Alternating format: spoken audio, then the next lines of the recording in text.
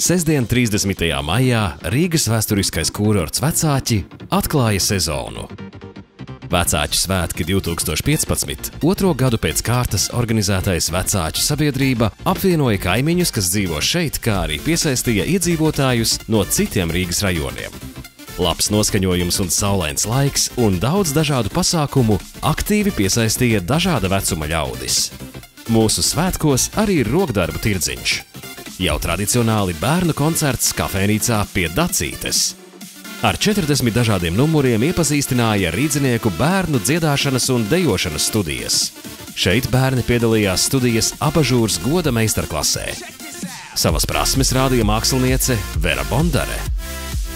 Bet mūsu vecāķu glābēji bija sagatavojuši speciālu apmācības programmu glābšanas darbiem uz ūdens, kā arī ekskursija glābšanas stacijā Vecāķi. Svētku programmas noslēgumā džeza koncerts grupas Fana Coolio sniegumā. Gaidām visus brīnišķīgā un neaizmirstamā Rīgas kurorta piekrastē Vecāķi!